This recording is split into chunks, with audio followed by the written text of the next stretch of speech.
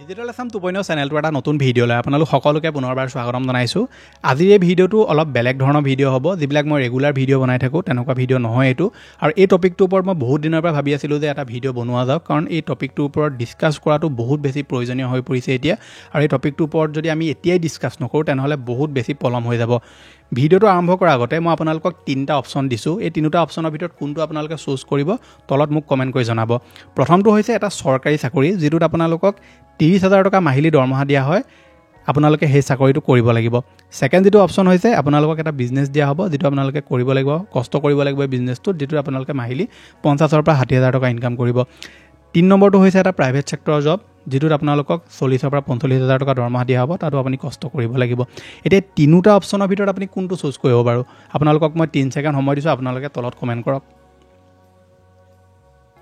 তলত কমেণ্ট কৰিলে আপোনালোকে এতিয়া এই কমেণ্টবিলাকত প্ৰায়সকলে এটা অপশ্যনে চুজ কৰিব, সেইটো হৈছে চৰকাৰী চাকৰি অপশ্যনটো। কাৰণ চৰকাৰী চাকৰি ছিকিউৰ হয়, চৰকাৰী চাকৰি কৰিলে আমাৰ লাইফ ছেট হৈ যাব, আৰু চৰকাৰী চাকৰি কৰিলে আমাৰ কোনো ধৰণৰ টেনশ্যন নাথাকে। গতিকে এই যিটো চৰকাৰী চাকৰিৰ জাল, এই যিটো চৰকাৰী চাকৰি বৰ্তমান আমাৰ সমাজৰ যুৱক যুৱতীৰ মূৰত সোমাই পৰিছে, এইটো বহুত দিনক দিনে ডেঞ্জাৰ হৈ গৈ আছে। যিদিনা ADRE গ্ৰেড 3 আৰু গ্ৰেড 4 পৰীক্ষাৰ ৰিজাল্ট দিছিলে, বহুতে মোক কমেণ্ট কৰিছিলে, আৰু সেইকাৰণে মই ভিডিঅ'টো বনাইছোঁ আজি। বহুতে মোক কমেণ্ট কৰিছিলে যে আমি এইবাৰো চাকৰি এপ্লাই কৰিছিলোঁ, এইবাৰো আমি এপ্লাই কৰি পাছ কৰিব নোৱাৰিলোঁ, এইবাৰো বহুত কষ্ট কৰিছিলোঁ, যোৱাবাৰো বহুত কষ্ট কৰিছিলোঁ, কিন্তু 2বাৰ আমি ফেইল কৰিলোঁ, আমাৰ জীৱন আৰু বৰবাদ হৈ গ'ল, কোনো ধৰণৰ আমি চাকৰি আৰু এপ্লাই কৰিব নোৱাৰোঁ, কোনো ধৰণৰ আমি চাকৰি এটা লাভ কৰিব নোৱাৰিম, আৰু ঘৰত মুখ দেখুৱাব পৰা অৱস্থাত নাই। বহুতে কৈছিলে যে বহুত কষ্ট কৰিছিলোঁ, কষ্ট কৰিও আমি এইবাৰ চাকৰি নাপালোঁ, চৰকাৰে কাট অফ বঢ়াই দিলে। বহুতে কৈছে যে চৰকাৰে চাকৰিত পইচা পাতি লৈছে, আমি আৰু চাকৰি লাভ নকৰোঁ, গোটেই জীৱনটো আমাৰ এনেকৈ গুচি যাব। এনেকুৱা নানান ধৰণৰ কমেণ্ট মই সেইদিনা পঢ়িছিলোঁ, আৰু যাৰ কাৰণে মই আজি এই ভিডিঅ'টো বনাইছোঁ। এতিয়া চাওক, এই যিটো চৰকাৰী চাকৰিৰ জাল, বা এই যিটো চৰকাৰী চাকৰি আজিকালি আমাৰ এটা ধৰি লওক আপোনালোকৰ প্ৰব্লেম হৈ পৰিছে, এই প্ৰব্লেমটো আচলতে কিয় হৈছে, আৰু প্ৰত্যেক দিনাই যে আমি চৰকাৰী চাকৰি এটা নেপালে বা ৰিজাল্ট দিয়াৰ দিনা আমি যেতিয়া ফেইল কৰোঁ, ফেইল কৰাৰ লগে লগে আমাৰ যে ডিপ্ৰেশ্যন এটা হৈ যায়, এইটো কিয় হয়, এই কথাটো আপোনালোকে আজি বুজিব পাৰিব। আৰু যিসকল ছাত্ৰ ছাত্ৰীয়ে এইবাৰ মেট্ৰিক পৰীক্ষা দিছে, হায়াৰ ছেকেণ্ডেৰী পৰীক্ষা দিছে, ডিগ্ৰী পঢ়ি আছে, তেওঁলোকে এই ভিডিঅ'টো সম্পূৰ্ণৰূপে চাব, বহুতখিনি কথা আপোনালোকে শিকিব পাৰিব। প্ৰথমে এতিয়া মই আপোনালোকক কৈ লওঁ যে চৰকাৰী চাকৰি এপ্লাই কৰাটো, চৰকাৰী চাকৰিৰ কাৰণে প্ৰিপেৰেশ্যন কৰাটো কোনো কাৰণত বেয়া কথা নহয়। মই যদি আপোনালোকক কৈ দিওঁ যে চৰকাৰী চাকৰিৰ কাৰণে এপ্লাই কৰাটো বেয়া কথা, তাতকৈ আৰু মূৰ্খামি কথা একো নহ'ব পাৰে, ঠিক আছে। এতিয়া চাওক, চৰকাৰী চাকৰিৰ কাৰণে এপ্লাই কৰাটো বেয়া কথা নহয়, কিন্তু চৰকাৰী চাকৰিৰ ওপৰতেই নিৰ্ভৰ কৰি থকাটোহে বেয়া কথা। আজিকালি আমি যুৱক যুৱতীক দেখিবলৈ পাইছোঁ যে তেওঁলোকে কলেজ শেষ কৰি বা তেওঁলোকৰ পঢ়া শুনা শেষ কৰি তেওঁলোকে 3, 4, 5 বছৰ চৰকাৰী চাকৰিত লগাই দিয়ে। এতিয়া আপুনি যেতিয়া চৰকাৰী চাকৰি এটাত এপ্লাই কৰিব যায়, বা চৰকাৰী চাকৰি এটাত প্ৰথম আপুনি এপ্লাই কৰে 23-24 বছৰত বা 22 বছৰত বা তাৰ আগতে, আপুনি কেতিয়াও নাভাবে যে আপোনালোকে কিমান বছৰৰ পিছত সেই চাকৰিটো পাব, ঠিক আছে। আপোনালোকে চাকৰিৰ কাৰণে এপ্লাই কৰি গৈ থাকে। বহুতে চাকৰিৰ কাৰণে 2 বছৰ কৰে, 3 বছৰ কৰে, 4, 5 বছৰ, 6 বছৰ পৰ্যন্ত তেওঁলোকে চাকৰিটোৰ কাৰণে এপ্লাই কৰি থাকে। বহুতেতো 35-36 বছৰলৈকে চাকৰিতে এপ্লাই কৰি থাকে।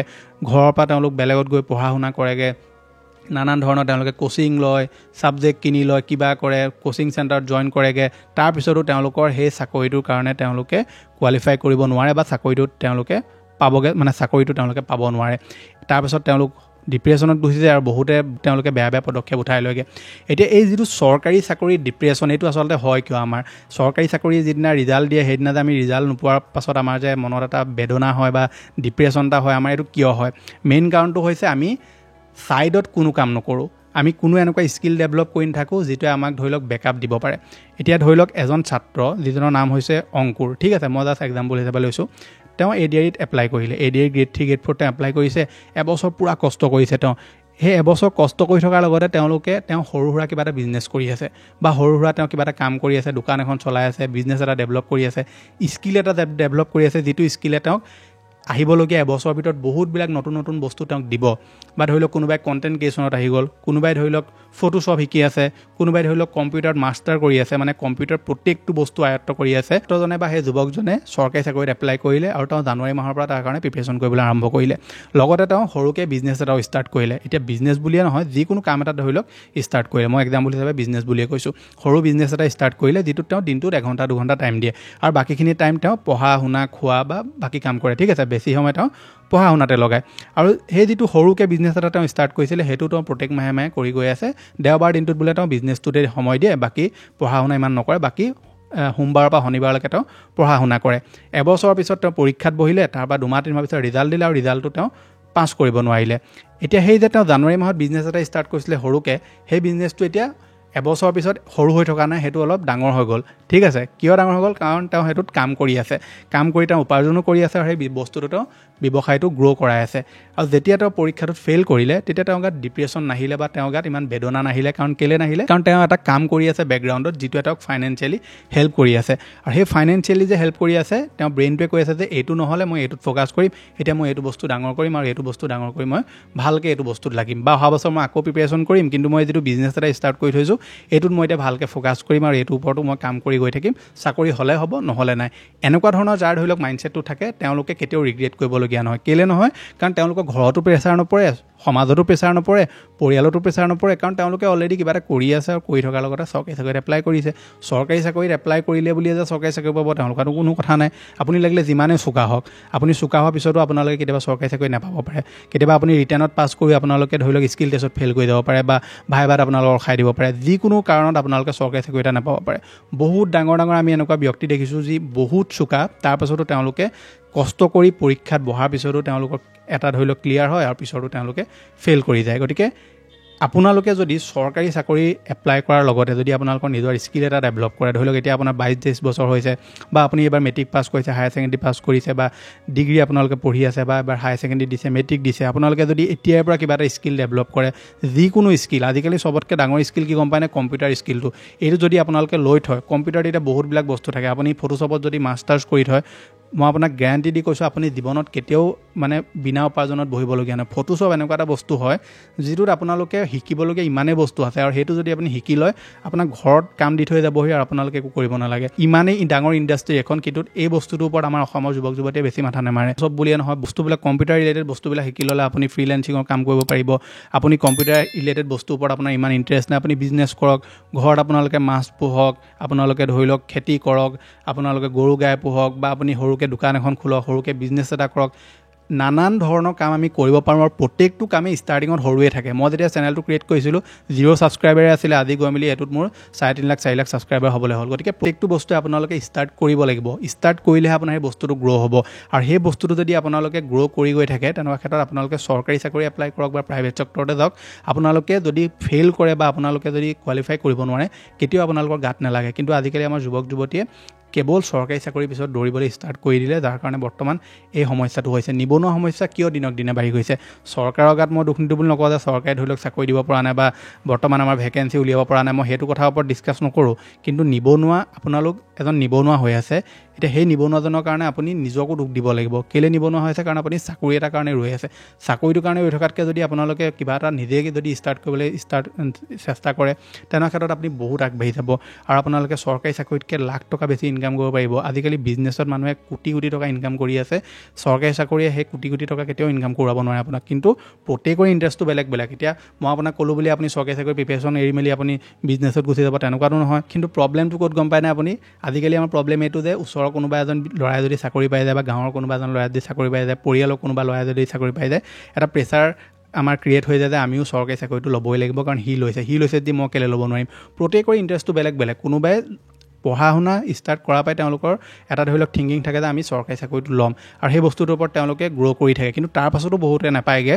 কিন্তু বহুত জাতিৰ যুৱক যুৱতী এনেকুৱা যে তেওঁলোকৰ ইণ্টাৰেষ্টটো বেলেগত, কিন্তু তেওঁলোকে বেলেগক দেখি বেলেগত গুচি যায়গৈ, আৰু তাৰপাছত তাত গৈ মেলি তেওঁলোকে ফেইলিয়াৰৰ সন্মুখীন কৰিবলগীয়া হয়। গতিকে মই আপোনালোকক এটা কথাই ক'ম, ADR পৰীক্ষাই হওক, চেণ্ট্ৰেল গভৰ্ণমেণ্টৰ চাকৰিয়ে হওক, বা আমাৰ আসাম গভৰ্ণমেণ্টৰ চাকৰিয়ে হওক, বা প্ৰাইভেট ছেক্টৰৰ চাকৰিয়ে হওক, চবতে এপ্লাই কৰক। ক'তো এপ্লাই নকৰাকৈ নাথাকিব, কিন্তু আপোনালোকৰ যিটো ইণ্টাৰেষ্ট আছে সেইটোত আপুনি কাম কৰক। চাকৰিত ইণ্টাৰেষ্ট আছে, চাকৰিটো এপ্লাই কৰক, কিন্তু আপোনালোকে সৰু সুৰাকৈ কিবা এটা কৰি থাকক বেকগ্ৰাউণ্ডত, যিটো আপোনালোকক ফাইনেন্সিয়েলি ছাপৰ্ট কৰে, আৰু চৰকাৰী চাকৰি নাপালে আপোনালোকৰ গাত ইমান নালাগে যাতে ADR পৰীক্ষা দিয়া দিনা গৈ মেলি আপোনালোকে কান্দিবলগীয়া হয়, ডিপ্ৰেশ্যনত যাবলগীয়া হয়। এনেকুৱা ধৰণৰ আপোনালোকৰ প্ৰব্লেম কেতিয়াও ক্ৰিয়েট নহয়, যদি আপুনি অলৰেডি আপোনাৰ এটা বেকআপ প্লেন ৰাখি থয়, যিটো বেকআপ প্লেনত আপোনালোকে যদি কাম কৰি থাকে, সেইটো এটা সময়ত গৈ মেলি ইমানেই ডাঙৰ হ'বগৈ যে আপোনালোকৰ চৰকাৰী চাকৰি আৰু আপোনাৰ প্ৰয়োজনেই নাথাকিব। কিন্তু আমাৰ যুৱক যুৱতীয়ে এইটোৱে চবতকৈ ডাঙৰ ভুল কৰে, তেওঁলোকে স্কিল ডেভেলপ নকৰে। বহুতো ছাত্ৰ ছাত্ৰীয়ে আজিলৈকে কম্পিউটাৰ চাৰ্টিফিকেটখনেই ওলোৱা নাই। মই এনেকুৱা ছাত্ৰ ছাত্ৰী দেখিছোঁ যি ডিগ্ৰী কৰিলে, MA কৰিলেগৈ, ডাঙৰ ডাঙৰ কোৱালিফিকেশ্যন লৈ থৈছে, কিন্তু তেওঁলোকৰ হাতত ছমহীয়া কম্পিউটাৰ চাৰ্টিফিকেট এখন নাই। এতিয়া কম্পিউটাৰটো কিমান ডাঙৰ আজিকালি বস্তু, সেইটো আপোনালোকক কোৱাটো আৰু বিশেষকৈ প্ৰয়োজন নাই। প্ৰত্যেকটো বস্তুতে আপোনালোকক কম্পিউটাৰ চাৰ্টিফিকেট লাগে। আজিকালি প্ৰাইভেট ছেক্টৰত কিছুমান এনেকুৱা চাকৰি থাকে যিবিলাকত আপোনাক কম্পিউটাৰ চাৰ্টিফিকেটখন বিচাৰে, আৰু সেইখন যদি আপোনাৰ থাকে, ইণ্টাৰভিউটো আপুনি পাছ কৰি যাব, আৰু আপোনালোকে চাকৰিটো পাই যাব। কিন্তু সেই চাৰ্টিফিকেটখন নুলিয়াই, এতিয়া সেই চাৰ্টিফিকেটখন উলিয়াবলৈ হ'লে আপুনি কম্পিউটাৰ শিকিব লাগিব, কিন্তু কম্পিউটাৰ নিশিকে।